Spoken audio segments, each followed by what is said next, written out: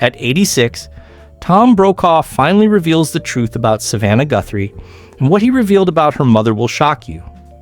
On Monday night, February 9th, 2026, as the 5 p.m. ransom deadline in Tucson passed 4 hours earlier without a single wallet address, proof of life photo, or new public message, the silence surrounding the case became overwhelming. Yet amid that heavy quiet, another development unfolded that almost no one anticipated. At 86, Tom Brokaw, the legendary journalist who defined network news for a generation and anchored NBC nightly news through wars, elections, 9/11s, and 5 decades of history, chose this day to break a deeply personal silence. He did not appear on television, grant an interview, or publish an op-ed. Instead, he spoke privately and deliberately to a small circle of 8 former colleagues and longtime friends gathered in his New York home that afternoon. There were no reporters, no cameras, and no recordings. Only coffee chairs arranged in a circle, and Brokaw, still sharp and composed, finally voicing what he had carried for years. At 7:14 p.m. Eastern, one of those 8 attendees called to relay what had been said. What follows is neither rumor nor speculation, nor anonymous gossip dressed as fact. It is a detailed account of what Tom Brokaw shared as recounted by someone seated just 3 feet away. And according to that account, his words go directly to the core of why Savannah Guthrie is navigating this nightmare the way she is. Brokaw began without introduction. He said he had known Savannah since her early days as the new arrival on the 4th floor at 30 Rockefeller Plaza when she was around 30 or 31, ambitious, polished, and unfailingly polite. But he noticed something else immediately, something he had seen before in people raised under a particular kind of parent.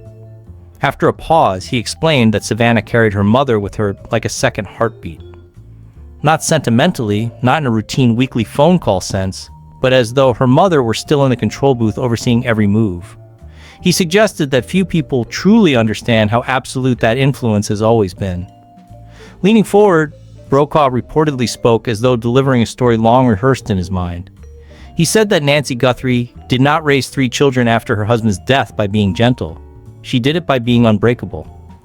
She expected the same resilience from her children, not out of cruelty but necessity. Nancy believed the world would punish weakness, so she ensured her children never displayed it. Savannah absorbed that lesson earlier and more deeply than most children learn anything. He shared a memory unfamiliar even to those in the room. When Savannah was offered the co-anchor position on the Today Show, the pinnacle promotion of her career, she did not call her agent or husband first. She called her mother. Savannah later told Brokaw that when she shared the news, Nancy responded, "That's fine, but don't let it go to your head and don't let them see you sweat. You're there to work, not to be liked." Brokaw noted that Savannah recounted that exchange with pride, not resentment. She felt proud that her mother reminded her to stay grounded when most would have been celebrating.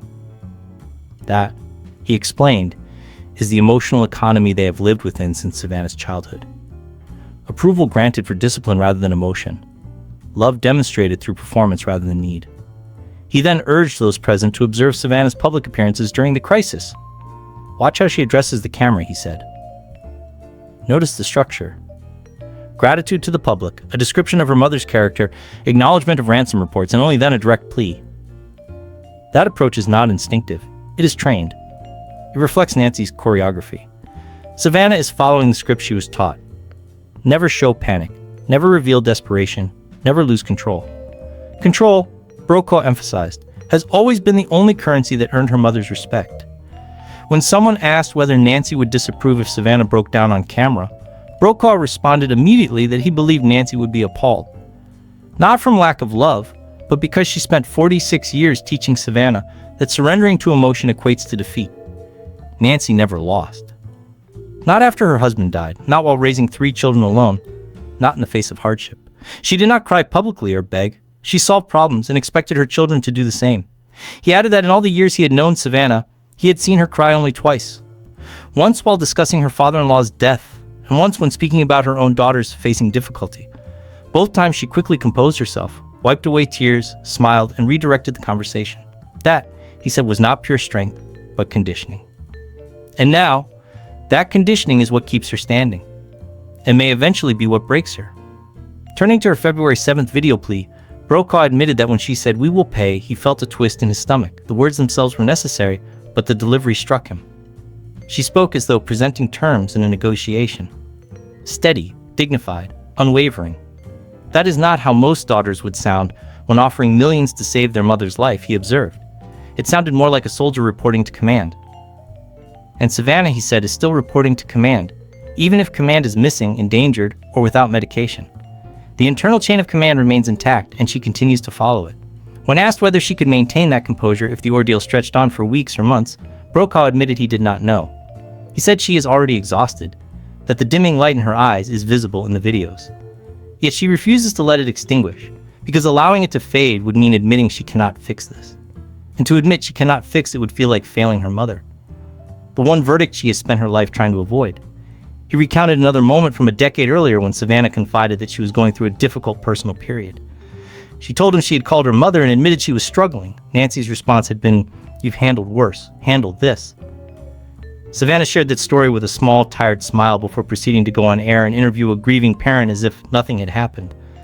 That, Brokaw said, is who she is, and who Nancy shaped her to be.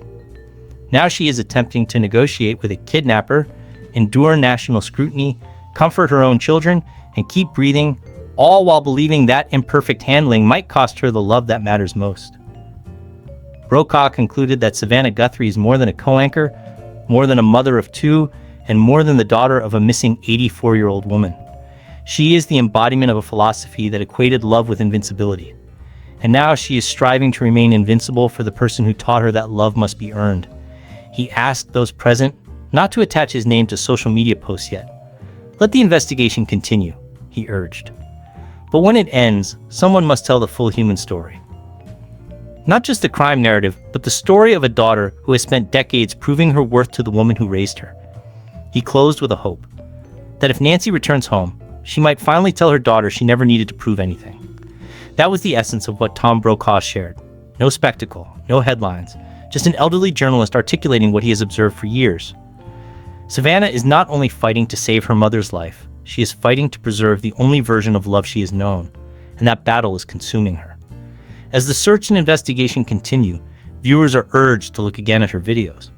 Not just at the composed anchor, but at the daughter striving to make her mother proud, at the child who still believes strength is the price of love. If Nancy returns home, Savannah may need more than safety.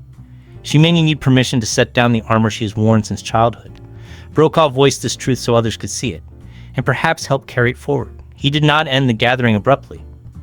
After a pause, he shifted to a careful analysis of the timeline since February 1st. Not the sheriff's chronology or ransom notes, but the family's public sequence. He outlined it methodically. On Sunday, February 1st, the home was discovered empty and authorities declared a crime scene. The sheriff stated she had been taken against her will, yet Savannah made no statement.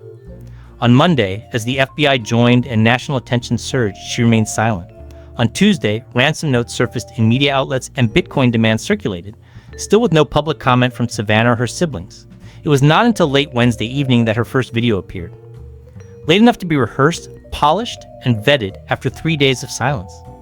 That delay, Brokaw insisted, was intentional and reflective of Nancy's influence. Savannah waited until she could speak perfectly, thanking the public, portraying her mother as strong and faithful, addressing the captor with dignity rather than desperation. Most daughters in crisis might have pleaded publicly within hours, he said. Savannah waited until her delivery met her mother's standards. In the February 7th video, when she declared, "We will pay," the tone resembled a closing merger rather than a desperate appeal.